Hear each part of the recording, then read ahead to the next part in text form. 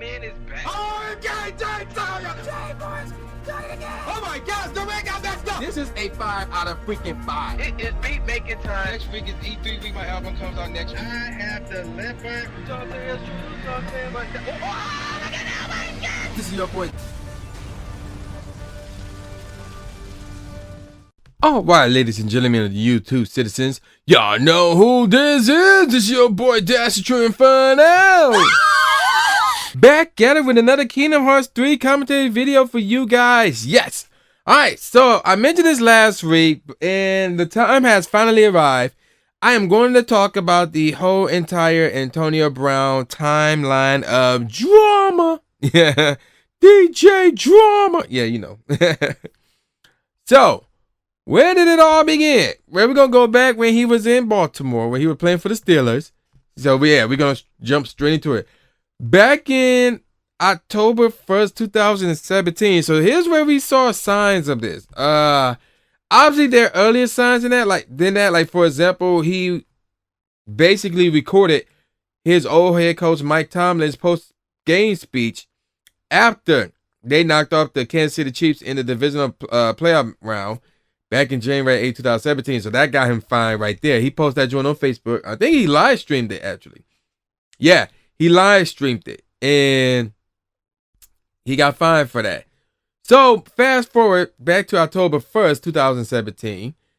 It was in this game. It was on this day. They had a game against their division rivals, the Baltimore Ravens. So in this game, excuse me, Antonio Brown had 4 receptions for 34 yards and was targeted 9 times in that game.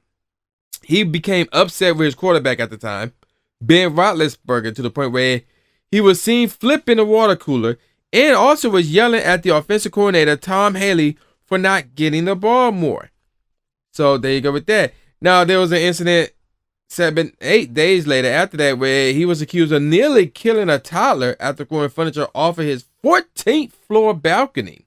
So there was that as well. Now we're going to move on to week 17 of the 2018. Actually, I'll take that back.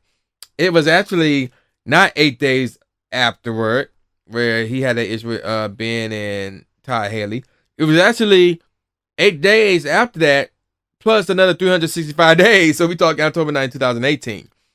That's when he was accused of nearly killing a toddler incident. So that now the incident itself happened in April 2018, but he was accused on October 9th. And then that same year, or around that same time, rather at least, week 17, this is where things really got out of control. So basically, he got into an argument with Roethlisberger, leading up to the team's final game of that season against the Bengals. And he actually skipped practice during that week. Because of that, he was benched for the game. And reports of his unhappiness in Pittsburgh started to surface.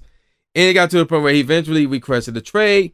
And things were getting out of control at that time. And things of that nature, blah, blah, blah. And eventually he got traded to the Oakland Raiders, which we'll get more into in a second. So during this time, and even after the trade, he was trash-talking his head coach. He was trash-talking Ben Roethlisberger. He was trash-talking Juju Smith, which was crazy to me because Juju looked up to him because they were both wide receivers. And he looked up to him, but for some dumb reason, Antonio Brown was trash-talking him. It made no sense to me. And then on January 3rd, 2019, Brown's former teammate, another former teammate, Ryan Clark, who is now an ESPN analyst, and he was an ESPN analyst during this time as well, said during a broadcast, might have been First Take, might have been another ESPN show, or it might have been during the game, as far as I know, or a pregame or post-game show. But either way, Ryan Clark said that it was time for the Steelers to get rid of Brown, and that the team had created a monster by giving him a big contract. That was the quote, monster by giving him a big contract, end quote. So, Antonio Brown responded to the comment, basically calling, Clark and Uncle Tom. So, for those who don't know, Ryan Clark is an African American, and as an African American, as a black guy, you don't want to be called an Uncle Tom. You really don't want to be called an Uncle Tom. I'm just saying.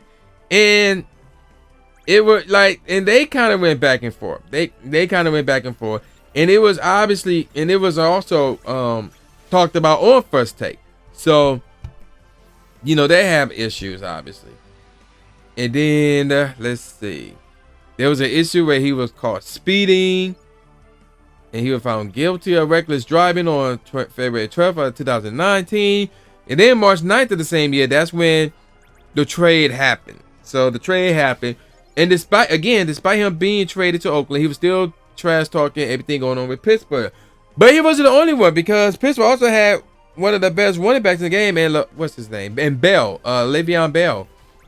And he sat out 1 year of the season, I think because of health reasons or something. Oh no, he wanted a big contract and Pittsburgh wouldn't give it to him, so he sat out for the whole year. And he's no longer with the Steelers, so he joined in on the trash talking things. That nature. But Antonio Brown was on a whole nother level. Like I said, he trash talked Juju Smith.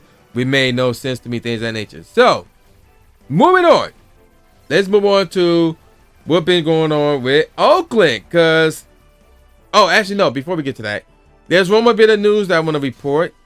Some of you may have known this, but in case you didn't, I'm going to let you guys know in a little secret. While the Steelers were trying to trade Antonio Brown, the New England Patriots wanted him, and they were willing to offer, if memory serves correctly, they was willing to offer a first-round draft pick. But the Steelers did not want to trade him to the Patriots because they're not division rivals, but like they've been rivals for years. Like without question, they've been rivals for years. So for arguably the best running back in all of football to go from the Steelers to the Patriots, where they have Bill Belichick, where they have Tom Brady, and a bunch of offensive threats, it would not be good for the Steelers until they're trying to make it out the AFC and win Super Bowls, things of that nature. So they sent him to Oakland, and there he got a really big contract with a lot of guarantee money. I think it was like over $30 million guarantee money, something along those lines. Now, let's move on. August 3rd, he was missing practices with the Raiders because of reported foot injuries, and obviously he had like a frostbite, which is crazy.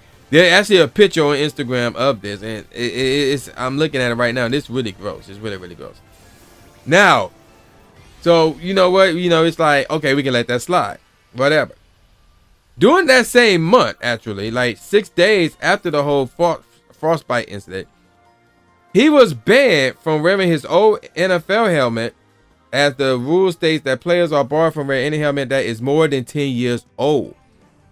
So, and this helmet saga lasted for weeks.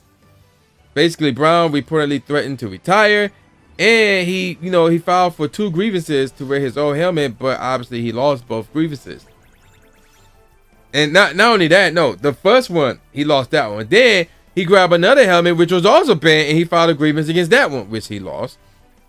And it was announced in September for that he will wear a different type of helmet, which apparently was allowed. So whatever.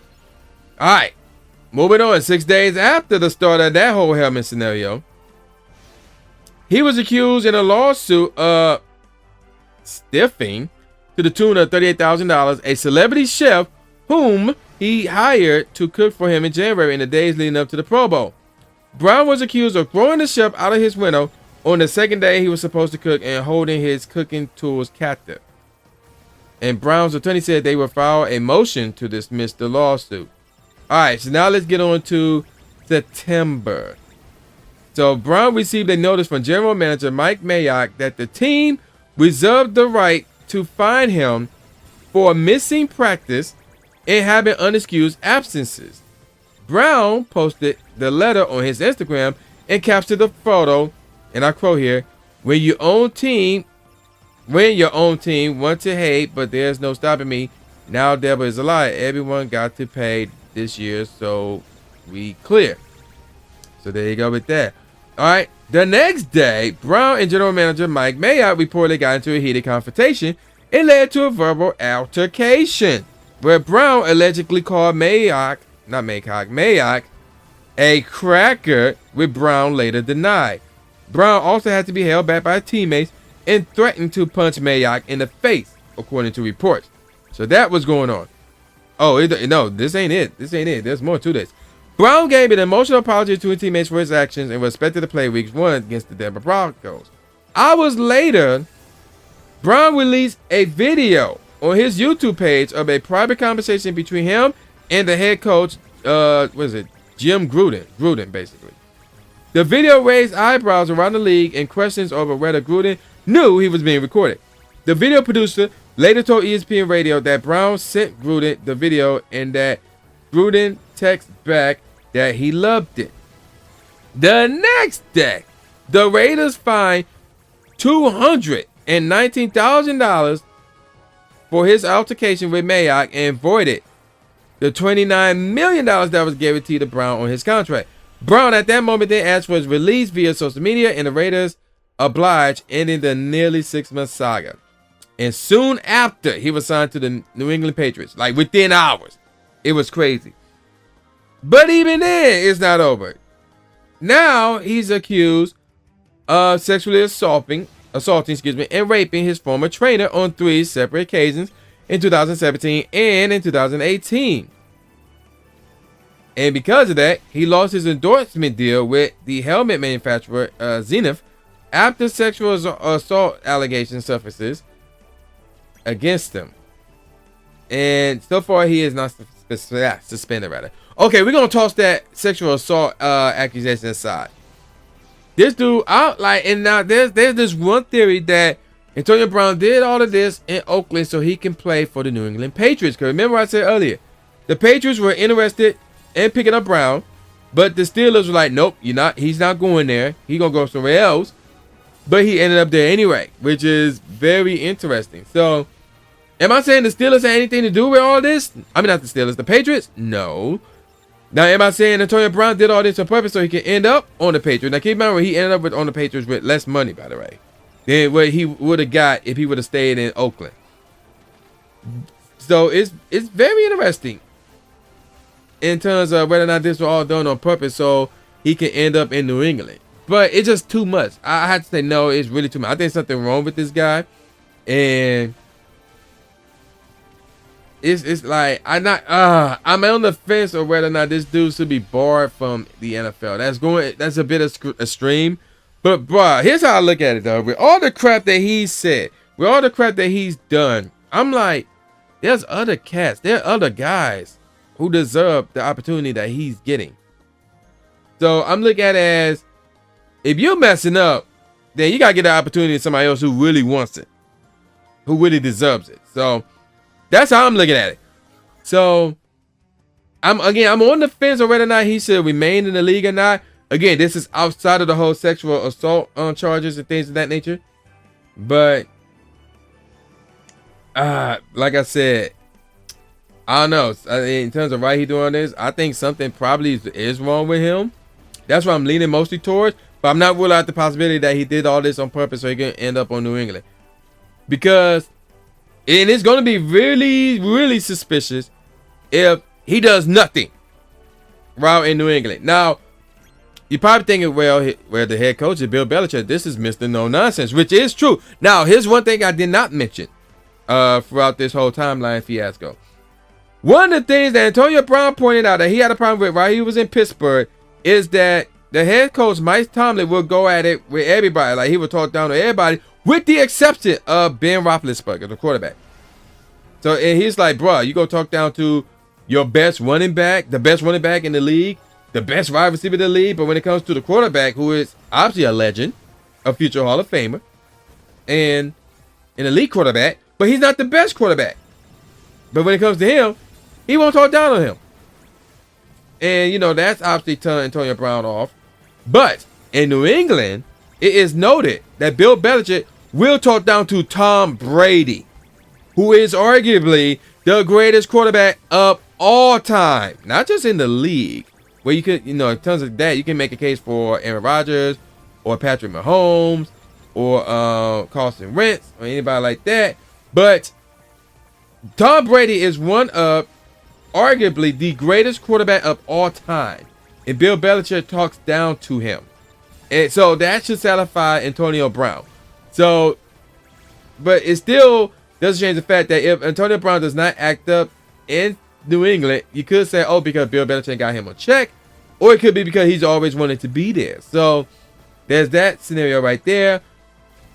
But at the end of the day, you know, I really hope things work out in New England, because New England is my pick to win it all. This was before this trade, before they picked him up. Now that they picked him up, now I'm like, yeah.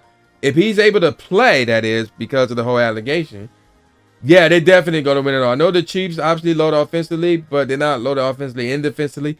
So it's going to be very interesting to see what happens this season.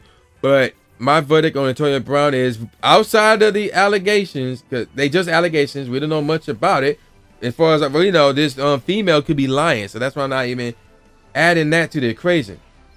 But in terms of everything that he's done, while he was in Pittsburgh, while he was in Oakland, I'm like, bro, he should be out the, like, half of me want to say he should be out the league, because there's other individuals out there, there's other people out there, wide receivers, who want to get in the league, who are part of practice squads and are not in the main roster, would love to have the same opportunity Antonio Brown is getting right now. I'm like, you can't deny that. You can't deny that. So I'm gonna call it a wrap. So with all that said, y'all know who this is. This is Buddy New J Gatsby, aka the News Team Smith, saying peace out, y'all, and I'll see y'all next time. Yeah.